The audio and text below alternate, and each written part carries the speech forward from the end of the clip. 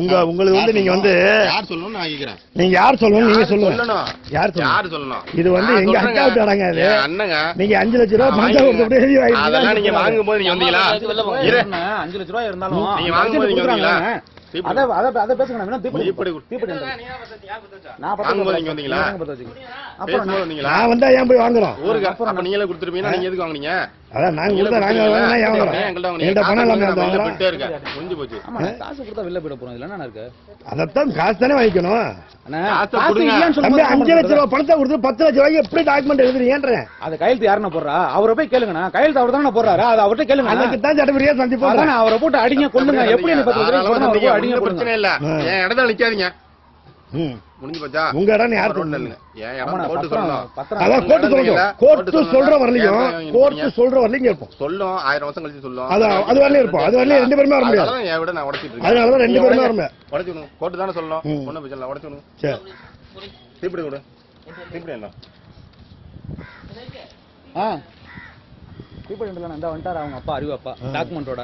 அவங்க அம்மா பேர்ல இருக்கு பத்திரம். என்ன பண்ண போறீங்க? இருக்கட்டுங்க. சட்ட பிரகாரம் பேசுவோம். நம்ம ஏன் போய் சண்டை போட்டுக்கிட்டு இருக்கிறதுக்கு நம்ம விரும்பல. சண்டை போட்டுக்கிட்டு விரும்பல. அதுக்கு அதான் எதா இருந்தாலும் நீங்க பேசுங்க. நீங்க என் காசுக்கு பதில் சொல்லுங்க. முதல்ல நான் கொடுத்துறேன் காசு. நீங்க சும்மா 5 லட்சம் கொடுத்துருவீங்க ஒருத்தன்டா. அதத்தான் 5 லட்சம் ரூபாய் கொடுத்தா இன்ட்ரெஸ்ட் தானே கொடுத்துருக்கீங்க. கொடுங்க பேசிக்கோ. இன்ட்ரெஸ்ட் கொடுக்கலாம். ஏன் விட்டு எவ்வளவு நாள் இல்ல விட்டீங்கன்றீங்கல்ல.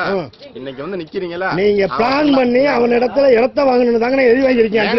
வீடா இல்லங்க. நான் வீடு மாடி வீடு இல்ல. 5 லட்சம் ரூபாய் கொடுக்கல 10 லட்சம் ரூபாய் டாக்குமெண்ட் எழுதுறீங்கன்னு கேக்குறேன்.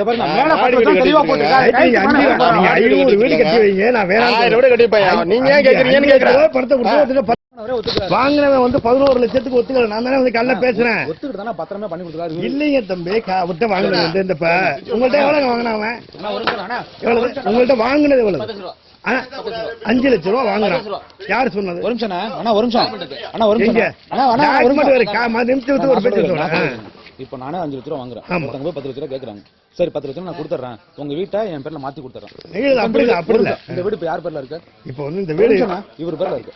இவரோட பிரிக்காத இவரோட உரிமை தானே? இல்ல. இப்ப உங்க வீடு இருக்கு தம்பி. இப்ப உங்க வீட்டை வந்து நீங்க ஒரு கடனை போய் ஒருத்தன் 5 லட்சம் ரூபாய் கொடுத்து வாங்குறீங்க. அவர் வந்து 5 லட்சம் ரூபாய் நான் வந்து ரிஜிஸ்டர் பண்ணி கொடுத்தா தருவேன்றாரு. அவன் சரின்ட்டு ஓகேன்றான்.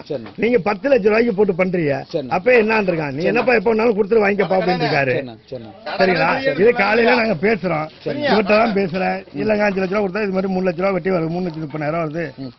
எல்லாம் சேர்த்து 11 லட்சம் வருதுன்றாரு. சரி ஒரு மாசம் டைம் கொடுங்க பேசிக்குவோம் அப்படின்றான். இப்ப வந்து திருடுன்னு பிரிச்சா என்ன அர்த்தம்?